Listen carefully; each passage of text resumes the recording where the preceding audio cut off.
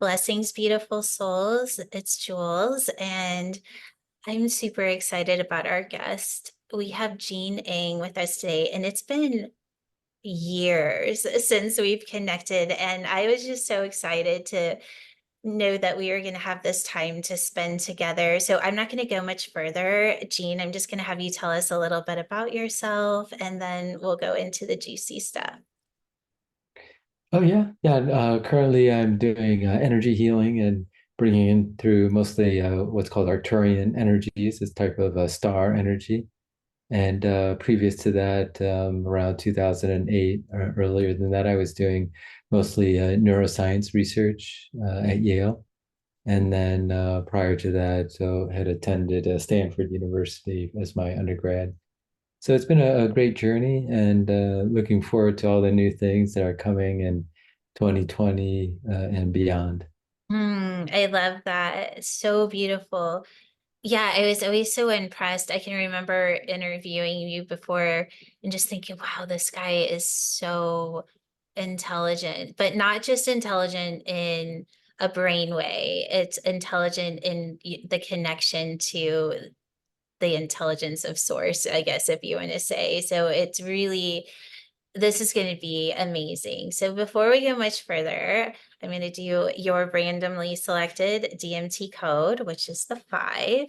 And the Hmm. 5 holds the frequency of change. It holds the frequency of the shapeshifter.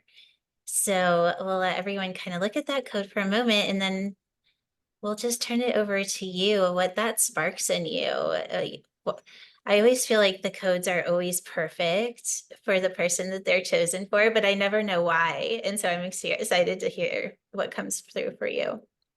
Oh yeah, those are beautiful cards. I think that's the first time I've seen those cards. Um, yeah, and the shapeshifter reminds me, like on my journey, coming to sort of this connection with the Arcturians. I had done a fairly in-depth shamanic training, which I know I kind of had heard that term shapeshifter mostly within the context of shamanic work. And I studied primarily with the Foundation for Shamanic Studies in a 3-year program. And that gave me the tools to make the connection to the Arcturians, which is a little bit of a, kind of a cutting edge, or I was going to say offbeat spiritual topic. I think it's becoming more in the know now that, channels such as Gaia and so forth are very big with disclosure. And I think some Arcturian channels and Pleiadian channels are there. And so great people sort of speaking about their experience with sort of the divine cosmic energies. And so shapeshifting has been a really big part of that movement. I used mostly journeying to connect with the Arcturians to kind of receive inspiration and downloads for pretty much what I'm doing right now in terms of kind of service work and healing work. So I didn't know that about you with the shapeshifter. That was actually one of my first teacher. She was a Lakota medicine woman, and I saw her shapeshift. She didn't know I saw her. She was doing it kind of behind me, and she was walking over a like a hill, and she turned into an eagle and flew into a tree in front of me. Let's see, Jean, are you there? I think you might have froze. Oh, you're Yeah, kind I also of I back. kind of yeah, I saw you froze. Maybe it was we were shapeshifting. So We were shape shifting. You know, it's so funny. I've been doing a couple of these interviews. My internet is always perfect, except for every single interview, we keep freezing and glitching out. And so I'm like trying so hard to hold my frequency in in a different place to see if this will work and this will work, and nothing's working. So we're sorry, everybody. This is just what it is to hold frequency. We have to wait till technology catches up with us. But okay, so going back to where do I want to go with this? Let's talk a little bit about the work you're doing, because, and I love that you brought in that people are starting to be more open, and that our star family is is very much a part of our earthly life, and that there's so much to learn there. So I just want to kind of hear about your journey, what you're doing. Let's start there. Oh yeah. Yeah, I think, the frequencies on the planet are accelerating, and more and more people are also taking part in their sort of spiritual awakening and consciousness. And I think a lot of that, it's beautiful how social media technology is also accelerating people's connection to each other and also to their spiritual path. It's much more easier to access various spiritual traditions and initiation processes, much like this that we're doing here is predominantly through, a social media or technology medium. And one of the big shifts actually that came out of the COVID period is I would, before that, I was traveling pretty much every other weekend to, hold classes. That was predominantly sort of the form of the healing business. And then now I think 90% or more of my work has stayed online even after the COVID period. So sort of like we're kind of half in the astral and half in the physical, with that. And I think it blended well with energy work and vibrational frequency work because, you're already predominantly in the sort of non-physical realms. And then here we're sort of like in this half-half interface. And then still been holding mostly in-person events that have been at different sacred sites, actually, like, I like this background I usually have of Mount Shasta. So I'll still hold, trainings, but mostly they're like retreats. So Mhm. one of the sort of big ones that I just kind of came out of last year was hiking the Inca Trail. So that was a really profound experience. So that's sort of a little bit in a nutshell, sort of what I've been doing and sort of where things have been going, kind of what I feel in this sort of new era as we go to 2020, 2030, 2040. I want to go to the I could feel there was just kind of a profound energy behind your experience with the Inca Trail. Do you want to share a little bit about what that was like for you? Yeah, that was the year previous to that, we had gone to Peru, but not hiking the Inca Trail. Kind of, if people have gone to Peru, it's usually like a 12-day journey, and a lot of times people will start in Cusco and kind of go around Cusco and then sometimes add Lake Titicaca. Of course, there's various trips there. But this time we did about 6 or 7 days in trekking. And that was the first sort of kind of long, more extended trekking. So we're doing like maybe 6 to 8 hours of trekking, kind of in that higher altitude. So I think in terms of transmissions, like it's kind of like an all day transmission Yeah. from the land energies. So it's pretty profound. You know what I was feeling in that is I feel like that's a lot of where we're going to is the transmissions through the body. And so when we're physically moving our body, especially when we get to a place where we've exerted oxygen, which would also happen being at a higher elevation, and the body starts to convert to hydrogen.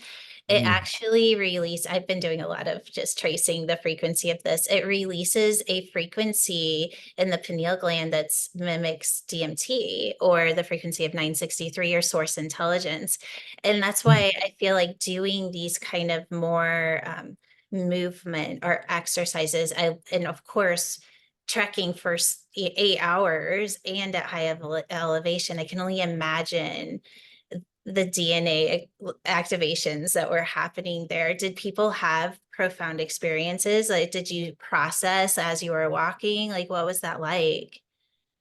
Yeah, yeah. I mean, it was very physically oriented because it was quite challenging physically, I think, for the group and getting used to that altitude. And one peak was around close to 16,000 feet. And then, yeah, another pass, which is kind of the highest pass in Inca Trail, is around 15, getting close to 15,000. And so you don't stay there too long, but I think, climbing that and then actually climbing down is a part of the challenge too. There's a lot of stairs down or stones down. So I think a lot of that was focused just on the physicality of it. And then we were able to start meditating, I think, as that was sort of getting a little bit more acclimated and also a little easier on the trail. But yes, it was very physically based. Yeah, I could see that. I want to do that. I love hiking and actually going to high elevation. I enjoy that. Uh, Mhm. okay, so I want to switch gears into tapping into your work on more on the star frequencies and how you're using them, and then how we can use them. So I know we're going to do a process at the end. So I kind of want to open it up so that when people are to a place where they're going to experience your work, that they're doing it from a place of intention. So that's kind of where I want to go now. Oh yeah. Yeah, another highlight, sort of that we can bring in those energies was a retreat last year also in Crestone, Mhm. Colorado, which is, I guess I could have talked about Mount Shasta. Maybe more people know about Mount Shasta, although Crestone's fairly well known now, among people who maybe go there for retreats. But just as a little background, it's sort of Rocky Mountains, Sangre de Cristo Mountains, and about like 30 or more retreat centers are there. That a lot of people doing long-term retreat or silent retreats, and the town itself is very small, small Colorado town, but tremendous interdimensional energies coming through there. And we held a retreat at the Zen Crestone Mountain Zen Center, where they kind of open it up for people just to rent at a certain point. So it wasn't necessarily a Zen retreat, but they have great grounds. And we had amazing sightings. Like I think that's part of the work that can really be fascinating when you see these sort of light ships in the sky that really can't be explained by kind of human-made sort of phenomena, and then the coinciding of like the intentionality. So we would do these sort of what are called ET protocols or star being protocols, meditating like a lot with the pillar, which maybe we can do that here as the process. And then, like going out and seeing these amazing, so a lot of what are called power ups, like where you see something completely dark and then you see this like it looks like at the star level, a star kind of really burst open and then come back down, and seeing multiple ones of those and also over multiple nights. So it was a tremendous download of light and information that way. Beautiful. Yeah, so I know Crestone. I lived in Colorado Oh, for wow. almost 30 years, and it is a special place. So if you haven't experienced Crestone, I definitely invite people to go and check that out. Okay, when you were talking, I was just reading the frequency of when you were going like this and like this and like this. And so behind that, there is a very specific frequency. I almost want to just, is that enough to ask a question to kind of dial that in? Oh yeah, yeah. Like I do feel like, I usually try to tune in again using that tool of journeying, which I guess comes back to the card of the shape shifting, but to see what's the kind of consciousness or energy or frequency behind that physical phenomena. And again, it's sort of like half in the non-visible or non-physical, and then kind of half in the physical. So it kind of blips through as some form of light, and then but it's whatever the beings or consciousness behind that light phenomena is mostly, I guess, what we would call in the astral dimension. And I think these beings, or whoever was the consciousness behind these power-ups, were quite different than like the beings that I've been working with, like the Arcturians. And then there was a series of healing modalities that was based on sightings from Mount Shasta. And I just call them, something that sort of resonates with them. I call them the intergalactics. So Mhm. for kind of a new energy or conscious, I mean, for sort of my perception, they're probably very ancient, almost timeless. So it was kind of a new energy, I think, getting sort of physicalized, at least from my connection with them. So it was quite phenomenal. Yeah. I'm getting chills because when you did that, I was definitely tuning into the frequency, and I know there's just something about it that it's, I almost want to say, oh, that's my home, but it's very, very familiar. And the other thing that I saw was there is an encoded frequency that's similar to that in our DNA. So I Mm. don't know, I'm just going to turn that back to you because I'm all about transcribed frequencies of anything that we see in our environment is also transcribed within us. And is all we have to do is connect those, and then we can actually self-actualize in that frequency. So if I guess I'll let you kind of take it from there. And I feel like there's something trying to come through. So I want to keep reflecting here. Oh yeah, yeah. I mean, the name I just was sort of I referred to them as the Celestial Galactics, and then after that, kind of on guidance with that kind of connection, I did like a series just with that energy, and a lot of it came through as dreams, you know, as kind of the form of the download before like holding the class. And what was interesting is they, in the dream, I just assumed it was them, but they were kind of working on my light body, anchored to my physical body, physical dream body. But then they accessed this point in the back. I don't know if you ever worked with that point. Yeah, I don't know. Some people call it the Makara point or this, this bridge here. That's very. A lot of the healing modalities I worked with didn't really work per se with that. But I guess it's an important point, sort of right almost at an atlas.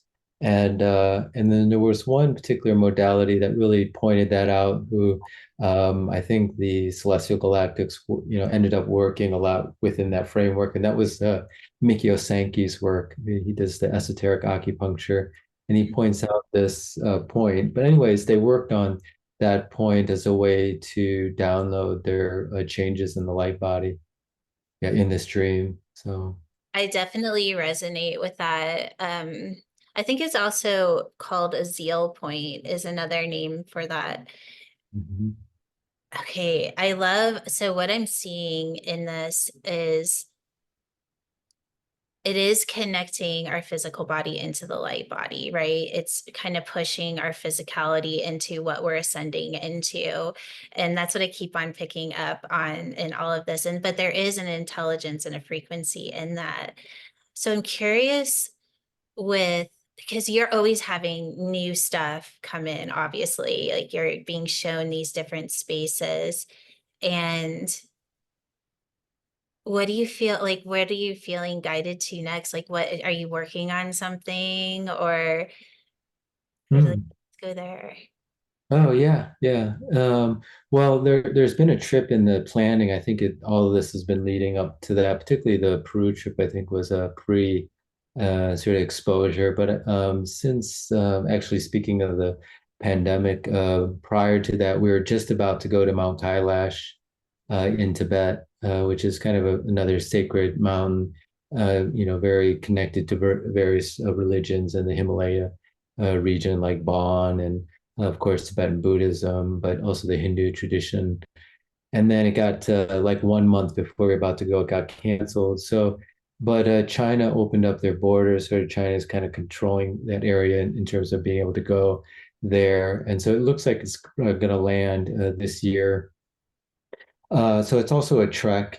People try to circumambulate Mount Kailash, and even if that you can do that once in your life within these traditions, supposedly it's very good for one's spiritual evolution. But so that's and people have told me, although that wasn't the theme of the trip, that a lot of UFO sightings occur, of course, in all mountains, but particularly there too. So I think there's a lot of the portal energy and interdimensional energies there. And perhaps we've been, getting ready for that through these other connections we were just mentioning, the Crestone and Peru. That is fantastic. And so you don't have a date for that yet, but it's a kind of opening up. Did I hear that right? There's a great, yeah,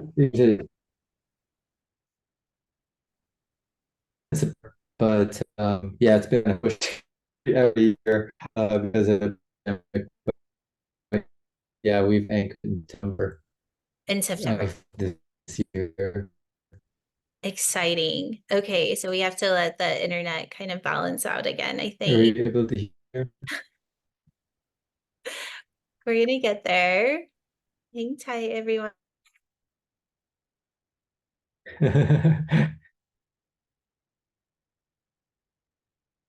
Oh, I think I can't hear you anymore. Okay.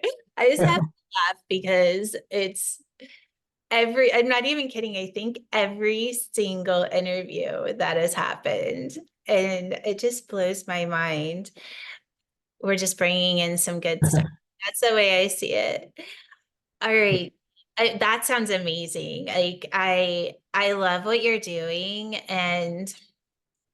um and I love that you're doing it by doing physicality, like doing these, going to these places and not just hanging out and meditating, but you're actually like integrating into the land through being physical. I think that's just so amazing. I'm just curious, are people like training before they go and do these things, or do they just kind of show up and Right, right. Yeah, yeah, they are training, and I got a better idea of trekking at high altitude. That's why I think the Peru trip was very helpful because it's a little bit longer than the Kailash trip. It's like 6 days, and the Kora, they call it the Kora of like circumambulating the Mount Kailash is about three. But you definitely go like for about 6 hours, 6 to 8 hours. And like I was using a heart rate monitor, and it's my heart rate was getting up to 143, which is getting close to about my 85% max heart rate. okay. So yeah, you can end up and that's just walking Mhm. because it's the oxygen is so low, Mhm. heart rate really gets boosted, and then you're usually climbing. Yeah. Mhm. I love, yeah, this is a lot of fun. You're just sparking all these like, ooh, I love this. I love this. There is something about hiking in the mountains, and whether it's a sacred mountain or even but I get what you're saying because there is an energy of that. So where do we want to go? I just feel like this is so yummy, and the frequency. I almost feel like we could just sit here and not talk and everybody's gonna get what they need. Why don't we do you have, okay, let's go with this. Do you have something that you feel is important that you want to share that I haven't asked you a question? And let's open it up to that and see if something comes through. Oh yeah, yeah. I was mentioning maybe this segues at some point to the process that we can do, but I think more and more people are becoming consciously telepathic, and I kind of use those two terms, consciously telepathic, because I think we're as a any being, incarnated being, whether it be an animal or human, are telepathic by birth, and then we sort of get more into the conscious relative thinking. And then that's more highly prized currently on the planet, the ability to use your conceptual intelligence. But a lot of this direct knowing, I think, from birth we have, and we continue to have that. And I keep referring back to technology and the internet and how that's sort of really melding because I see, you know, um, people like kind of born into technology, whereas there's maybe a group that's now moving on. They'll probably, if they choose to reincarnate, they'll be born with even higher in-birth technology who, was back in the day when we didn't have cell phones, kind of landlines. But I think that can help telepathy because like with the speed of chatting across the entire world, you kind of probably are semi-telepathic with your friends. You kind of maybe just send one or two words now to people who really know you, and they kind of are receiving the pack download. But I think more and more people, as they get into spiritual practices, and there's this amazing, I think, release of very deep spiritual practices that lead to spiritual abilities. and powers that I think a lot of people who are gravitating to that are kind of just reawakening something they had in other incarnations. So like working with this kind of pillar of energy has been a big kind of part of what I've been doing and usually showing in different forms or venues. But particularly this first chakra above the head, working with that frequency, I think works directly with these pack thoughts. And I study a lot with Samuel Sagan. He kind of has moved on. He's maybe now like in the inner world, or definitely, I don't know if he's reincarnated already, but he sort of passed in about 2016. But he has a school called Clair Vision, and that really helped me with this sort of working with direct pack thoughts, and he thought that it would be very helpful, particularly because of these morphic fields, particularly of technology and different websites that will work faster than our ordinary mental consciousness. So to sort of kind of keep up, with AI and how fast it works, this development of this first chakra, direct knowing, I think is a big kind of, as I was mentioning, 2030, 2040, this new wave of kind of where we're going with consciousness.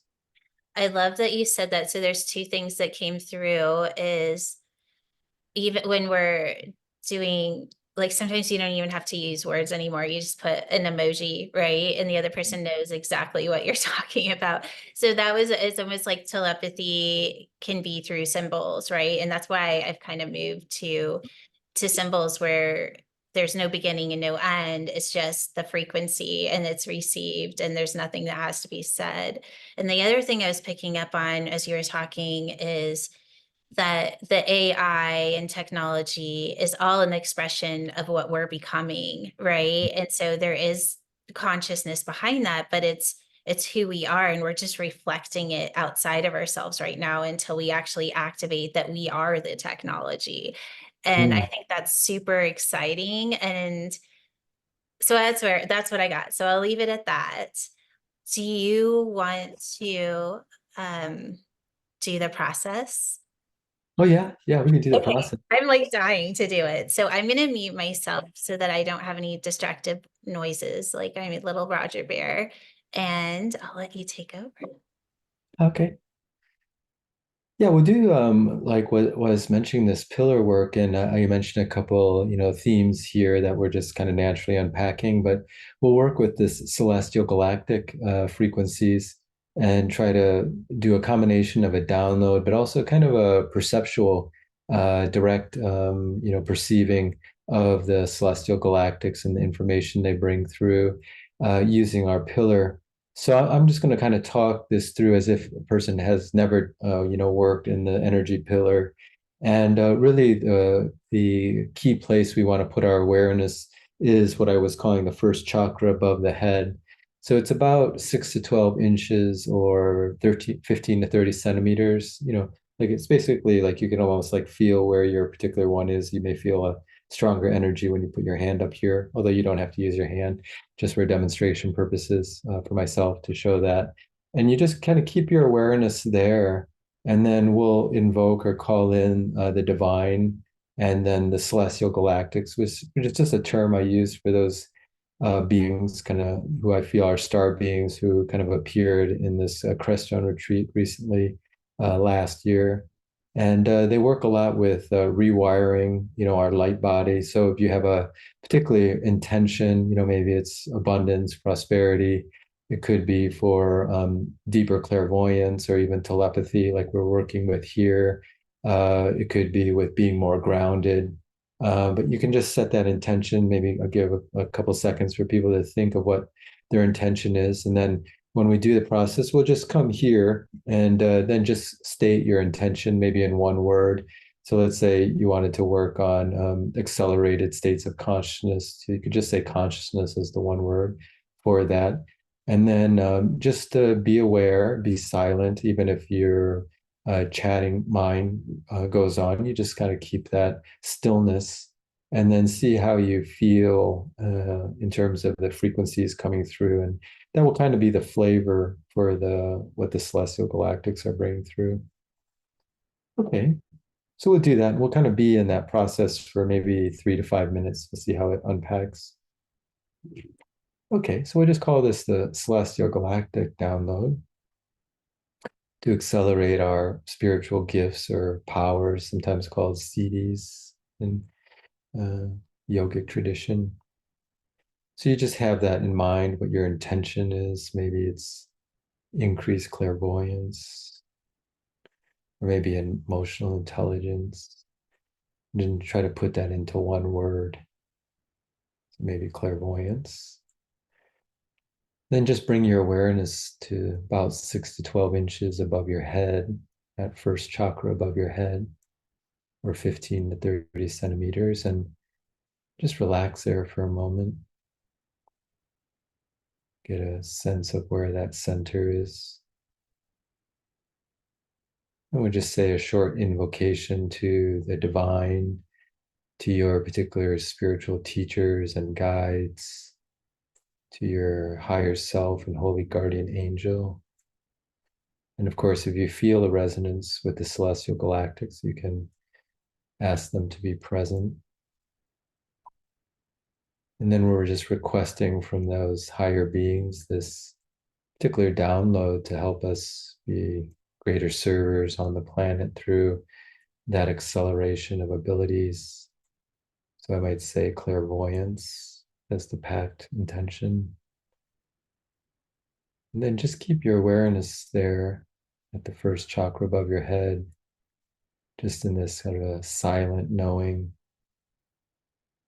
And just kind of hold that for a couple of minutes as the download occurs. And also, we're doing a sensing practice, so you can just let whatever arises come into consciousness.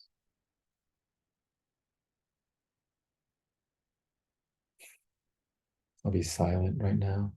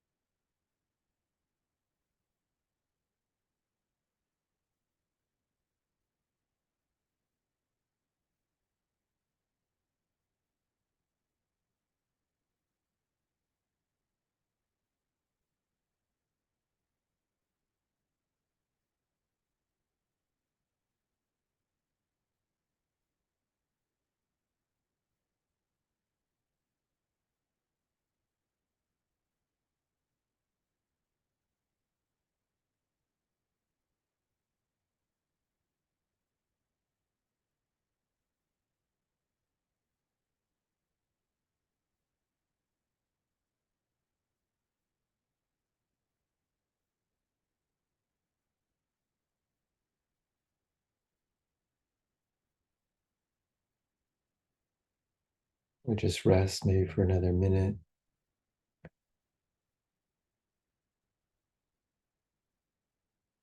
And just bathing in that energy or frequency.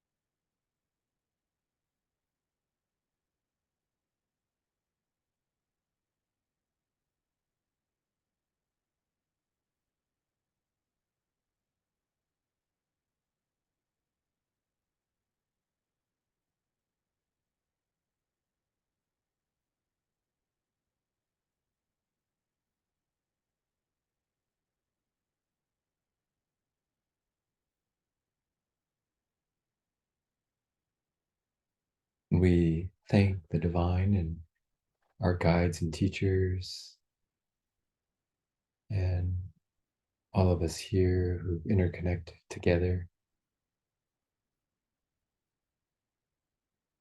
You can allow your awareness to just start to come back to your physical body.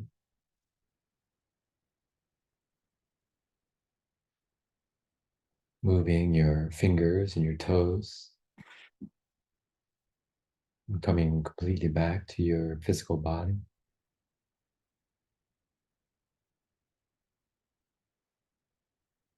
When you feel comfortable, you can open your eyes, snap your fingers.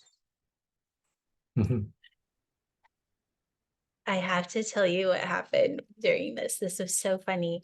So I'm in Sedona right now, and I'm at a place I don't normally, it's like an Airbnb, and the bed is really, really high, and my dog is too small to jump up on it. And I was in there on a phone call before this, and he wanted to get up and he fell asleep, and I forgot about him.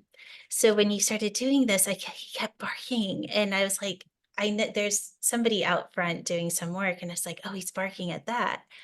But then I had a vision of him sitting on the bed wanting to get off the bed, and I realized that's why he was barking. And when I went in, he was sitting in the exact vision that I saw. So, and you were saying clairvoyance, and I was like, I wasn't asking for that. But that's what came through. And so I had to get up and go get him off the bed halfway through that. But I just thought it was so fun. I was like, okay, that's exactly what he was bringing through. So my little Oh, baby is off the bed now. That was so beautiful. I mean, look how that we always get exactly what we need in these kind of things.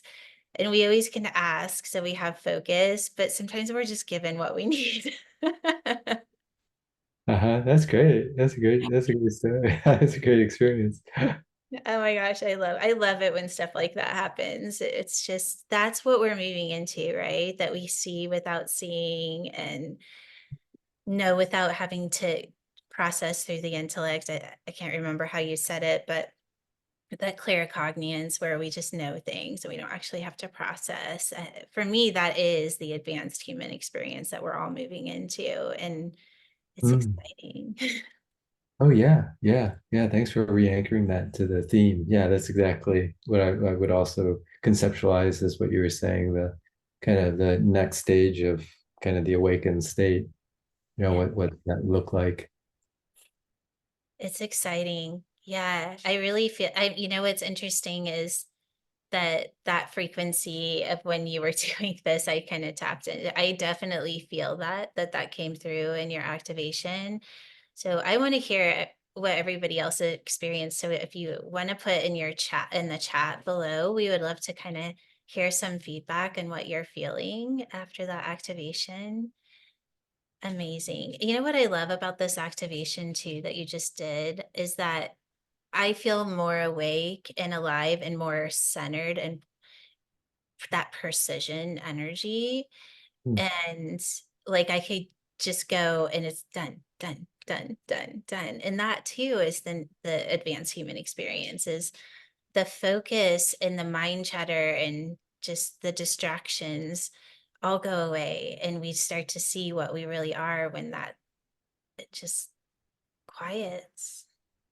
It's beautiful. Mhm. Yeah, yeah, definitely that flow state. Uh-huh. So beautiful. Well, Jean, why don't you do a shout out to your website where you would point everyone? Oh, sure. Yeah. Yeah. Yeah, the website is Arcturian Healing Method, just all one word.com. That's mostly where the most latest things are, a lot of resources there. And then if people wanted to, there's a number of free transmissions on the Arcturian Healing Method podcast, which are on most of the podcast sort of venues like Apple and Spotify. Arcturian healing method. But yeah, so there's more free transmissions there. Beautiful. So we'll also put those links in the show notes. So if you're driving or something, you can go and go straight there. And then Jean will also have a free gift that will be in the show notes as well. Jean, thank you so much for bringing in this beautiful frequency and just bringing your presence and your wisdom. I so appreciate this time with you. It's been so beautiful. Thank you.